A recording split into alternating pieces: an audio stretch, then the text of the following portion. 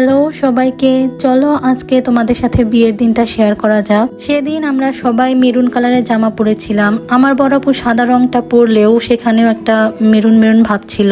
যেহেতু বিয়ের হব তার আগে আগে একটু বৃষ্টি হয়েছিল, তাই এইখানে আমরা জামা ধরে হাঁটছিলাম যাতে কাদা না লাগে। তারপর এইখানে আমরা সবাই অটোর জন্য দাঁড়িয়ে পড়ি। গায়ে হলুদের দিন আমি আমার ছোট আপুকে অনেক মিস করেছি, কারণ ওই গায়ে হলুদে ছিল না।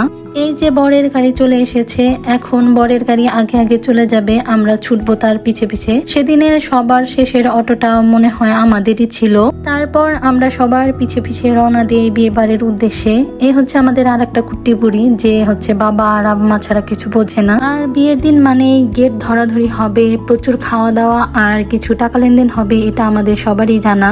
আর সেদিন এত পরিমাণ রোদ ছিল যে পাশে থেকে কেউ একজন বলছিল যে বরের মাথায় কেউ একজন ছাতা ধরো রে, ছাতা ধরো। আর বিয়ের দিন বরের আশেপাশে যারা থাকে তাদের প্রচুর পরিমাণ খাওয়া দাওয়া হয়। যারা থাকে বলতে মূলত দুলা ভাইয়েরাই থাকে, যাদের গ্রামে হচ্ছে কোলদাইরা বলা হয়। আর গেটের সামনে খাবার খাওয়ানোর দায়িত্বে যারা থাকে তারা হচ্ছে কনের ছোট বোন অথবা বড় বোন বা ভাবি তারা। এবার আসি শরবতের বিষয়ে। আমি ছোটবেলা থেকেই দেখি যে বরের শরবতে প্রচুর পরিমাণে লবণ অথবা গুঁড়ামরিচ ব্যবহার করা হয়, যেটা আমার ছোট আপুর বিয়েতেও আমি করেছিলাম। আমার ছোট দুলা ভাই সেটা একবার কেমনে খেয়েছিল সেটা আল্লাহই ভালো জানে।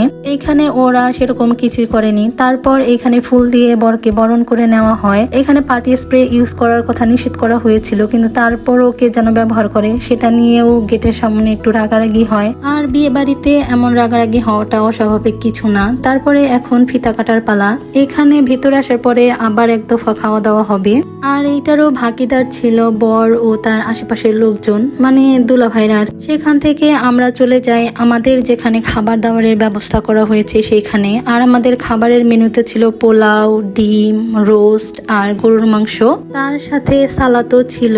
যদিও আমার রোস্টের অর্ধেক অংশ হারানো বিজ্ঞপ্তি হয়ে গিয়েছিল, আমার আম্মু আবার আমাকে তুলে দেয়। সবশেষে মিষ্টি হিসেবে ছিল হচ্ছে পায়েস।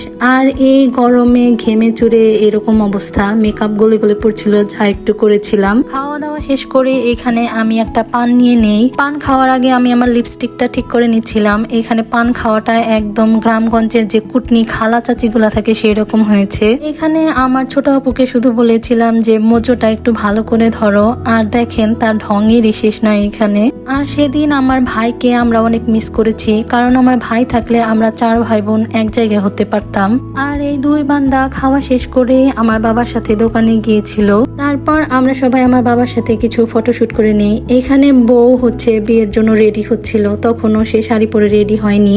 আর এই ফুলটার নাম কি আমি জানি না, কিন্তু ফুলটা দেখতে ভীষণ সুন্দর। বিয়ে বাড়ি থেকে আমরা জেঠার বাসায় যাওয়ার জন্য আবার রওনা দিই। এত গরমে বিয়ে বাড়ি কেউই থাকতে চাচ্ছিল না। আর যাওয়ার পথে এই দুইটার কি হয়েছিল আল্লাহই জানে। এরা দুই বোন পুরা রাস্তায় এত গল্প করতে করতে আসছেন যে এদের গল্পই শেষ হচ্ছিল না। তারপর আমরা সূর্যাস্ত দেখতে দেখতে বাড়ি ফিরি। সেদিন মাশাআল্লাহ আমার বড় আপুকে দেখতে অনেক সুন্দর লাগছিল। সেদিন বাসর ঘর সাজানোর দায়িত্বে ছিল মূলত ভাগ্নেরা, ওরা এসে এখানে সাজানোর কাজ শুরু করে দেয়। আজকের মতো এ পর্যন্তই। দেখা হবে বিয়ের পরবর্তী অংশ প্লাস বৌভাত নিয়ে অন্য একটা ভিডিওতে। সবাই ভালো থাকবেন। আল্লাহ হাফেজ।